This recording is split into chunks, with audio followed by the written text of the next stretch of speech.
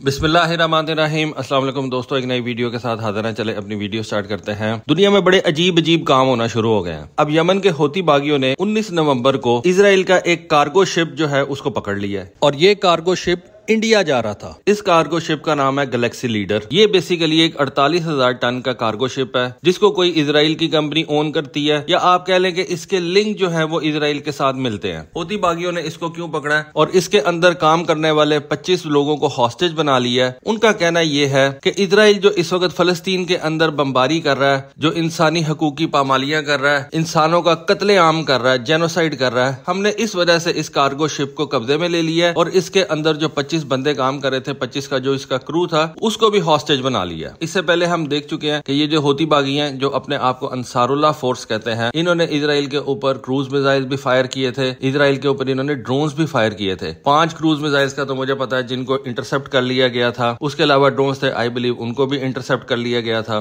ये सारे ड्रोन्स और क्रूज मिसाइल जो थे ये रेड सी के ऊपर से गुजर के इजराइल जा रहे थे। उसके अलावा 8 नवंबर को हमने ये खबर देखी थी कि इन हौती बागियों ने अमेरिका का एक MQ-9 रीपर ड्रोन जो कि यमन की जासूसी कर रहा था, यमन की एयर स्पेस के अंदर उड़ के हौती बागियों के ठिकानों के ऊपर नजर रख रहा था, उसको भी इन अंसारुल्लाह ने सरफेस टू एयर मिसाइल मार के शॉट डाउन कर दिया था। अब इन हौती बागियों का कहना यह है कि जितने भी इजराइल के शिप्स इस वक्त पानी के अंदर फिर रहे हैं, दुनिया के समंदरों में है, वो एक लेजिटिमेट टारगेट है। उसकी रीजन उन्होंने बताई कि इजराइल सिर्फ लैंग्वेज ऑफ फोर्स को मानता है। इजराइल के साथ अगर आप सख्ती से बात करेंगे तो सिर्फ वो उसको ये जुबान समझ में आती है, क्योंकि प्यार की जुबान इजराइल नहीं समझता। इस इकदाम के बाद आप कह सकते हैं कि हौती बागियों ने इजराइल के साथ एक समंदरी जंग शुरू कर दी है। देखें, जब इजराइल किसी सिविलियन का ख्याल नहीं ना करेगा, मैं आपको एक फिगर बता देता हूं। आप छोटी सी बात देखें कि इजराइल के पास कितने फाइटर जेट्स हैं, कितने नेवल शिप्स हैं, कितने उसके पास टैंक्स हैं। इन फलस्तीनियों के पास कितने टैंक्स हैं आप मुझे बता दें। इन फलस्तीनियों के पास कितने हेलीकॉप्टर्स हैं, इन फलस्तीनियों के पास कितने फाइटर जेट्स हैं, इन फलस्तीनियों के पास कितनी वॉरशिप्स हैं?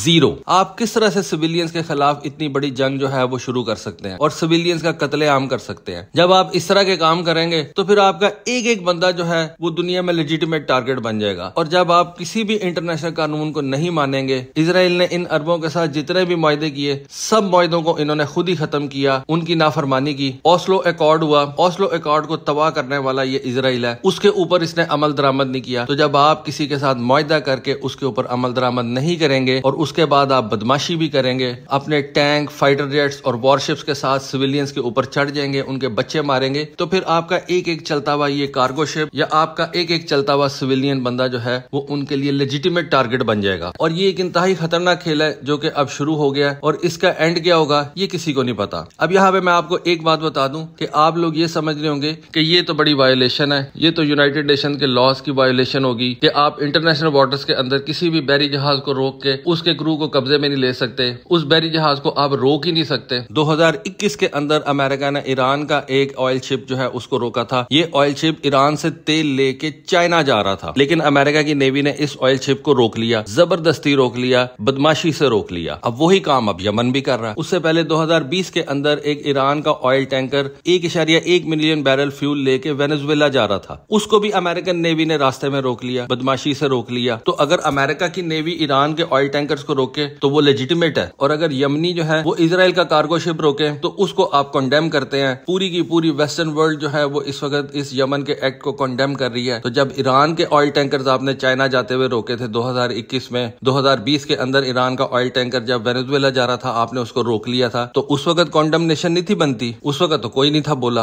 वो एक मिसाल है ना कि जिसकी लाठी उसकी भैंस। आप जब तक मिलिटरीली ताकतवर नहीं होगे, ताकतवर आपके साथ बदमाशी करता रहेगा और ताकतवर आपके साथ उस वक्त ही बातचीत करेगा जब आप उसके साथ सेम वही रवैया जो है वो अपनाओगे। और अब इस वक्त ईरान के पास एक मौका है। ये जो हौती बागी है ये ईरानियन बैक्ड मिलिशिया जो पहले ईरान के साथ ये करते रहे हैं, अब ईरान इनके साथ सेम वही कर रहा है। और ईरान तो किसी मुल्क के ऊपर बमबारी नहीं कर रहा, ना किसी के सिविलियंस को मार रहा है। इजराइल तो खुलेआम सिविलियंस के ऊपर बमबारी कर रहा है, सिविलियंस को मार रहा है। जो ज्यादा से ज्यादा क्लाशनकोफ के साथ लड़े हैं या हद उनके पास कोई RPG वगैरह होंगे, और आप उनके ऊपर F-16 F-15 से बमबारी कर रहे हैं, आप उनके ऊपर नेवल वॉरशिप से जो है वो हमले कर रहे हैं, आपने उनके ऊपर मरकबा टैंक्स जो है वो चढ़ा दिए हैं। उनके अस्पतालों को आपने रौंद डाला है, उनके बच्चों को आप मार रहे हैं, तो वो तो आपके किसी भी इंटरनेशनल वाटर के अंदर फिरते हुए शिप को इलिजिटिमेट टारगेट मानेंगे और उसको रोक लेंगे। तो ये एक खतरनाक काम जो है वो अमेरिका ने शुरू कर लिया है। इजराइल और अमेरिका को ये बात समझनी पड़ेगी कि अगर आपने इस दुनिया को चलाना है, इस दुनिया में रह के खुद से इसके साथ चलना है, तो आपको किसी स्टैंडर्ड और किसी लॉ के मुताबिक चलना पड़ेगा। कानून को अगर आप नहीं मानेंगे तो ये दुनिया अच्छे तरीके से नहीं चलेगी। कानून को मान के ही आप दुनिया को चला सकते हैं, वरना फिर इस दुनिया में केओस ही होगा। तो दोस्तों ये थी एक छोटी सी वीडियो, छोटी सी इन्फॉर्मेशन, सोचा आपके साथ शेयर करूं। होपफुली आपको आज की वीडियो, आज की इन्फॉर्मेशन पसंद आएगी। कमेंट सेक्शन में अपनी राय से जरूर आगाह कीजिएगा। आज के लिए बस इतना ही। Thank you. Allah Hafiz.